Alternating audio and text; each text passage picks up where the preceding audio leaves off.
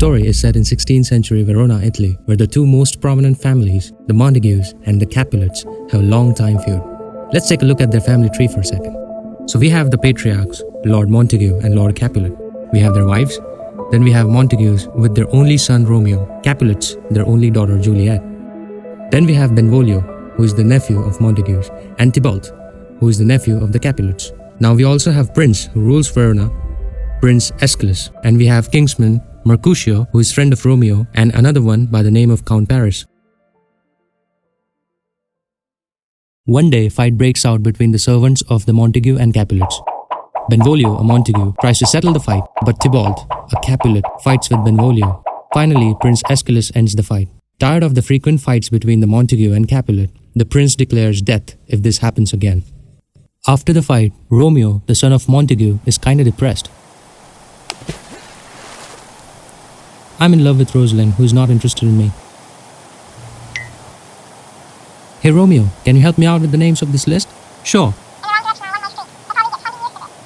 Have a good day. Interesting. Rosalind is invited to the party. You know what that means? Dude, we should definitely crash the party. A kingsman by the name of Count Paris asks Capulet permission to marry their daughter Juliet. Juliet's nurse, and Lady Capulet discuss the fact that Count Paris wishes to marry Juliet. Juliet agrees to meet him. Romeo, Benvolio, and Mercutio. Wait, who's Mercutio? He's the kingsman who is friend of Romeo. Three of them crash the party wearing masks. At the party, Romeo sees Juliet and forgets everything about Rosalind. Tybalt, cousin of Juliet, recognizes Romeo and gets furious. Moving on, Romeo approaches Juliet. They dance, they run around, they exchange sonnet, they exchange poems, and they kiss. All this while not knowing who the other is. Finally, they end up knowing who the other was, and the party ends. Romeo sneaks in the Capulet's garden and locates Juliet. Again, they exchange sonnets and poems, and they're off to bed. Day 2 enters Friar Lawrence, a Catholic clergy who is in touch with both the patriarchs, in this case the Montagues and Capulets.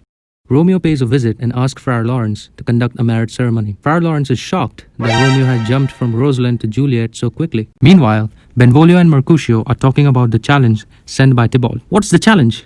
Sword fight. Juliet's nurse comes along. Romeo sends Juliet a message to come to Friar Lawrence that afternoon so they can get married.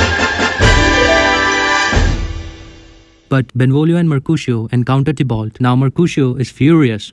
Then Romeo shows up and tries to defuse the situation as he got married to his sister. That makes him Romeo's brother-in-law. Dude, you are my brother-in-law and I love you. But Mercutio is still furious and fights Tybalt, while Romeo still tries to stop them, and Tybalt stabs Mercutio. And turn of event, Romeo stabs Tybalt and flees the scene, while Benvolio is shocked. After a while, Prince Aeschylus arrives. Benvolio does all the explaining. Prince banishes Romeo from Verona. While Romeo goes to Friar Lawrence and confesses everything, Friar Lawrence tells Romeo to leave for Mantua the next morning and wait for his message. That night, Romeo and Juliet consummate their marriage, but at the same time, the Capulets decide to marry Juliet with Count Paris in 3 days.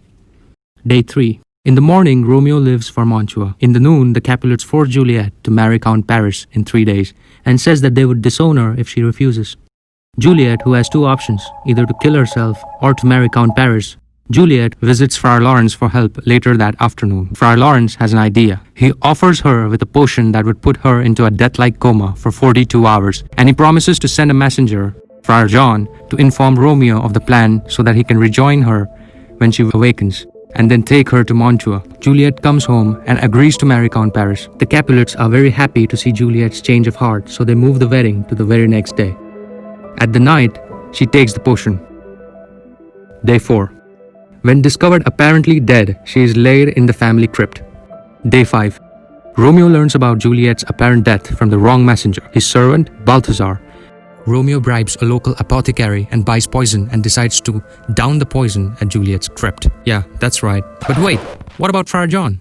Apparently, Friar John, the messenger who was sent by Friar Lawrence, was quarantined because of an ongoing plague and is sent back to Verona. Hearing the news that the messenger Friar John hasn't delivered the message, Friar Lawrence starts to sink in the ground. At that night, Count Paris brings flowers to Capulet's crypt and mourns Juliet's death. When he sees Romeo breaking in the crypt, Paris confronts him. Romeo warns Paris to stay away, but Paris eventuates him into a sword fight and Romeo kills Paris. Romeo enters the crypt and sees Juliet dead, so he downs the poison and dies. Friar Lawrence arrives and sees the corpse of Paris and heads inside the tomb. He sees Romeo dead over Juliet and in confusion of events flees away.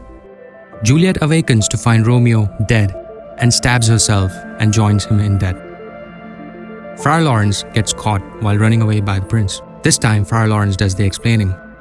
The two families reunite while witnessing the story of the two star-crossed lovers. The end.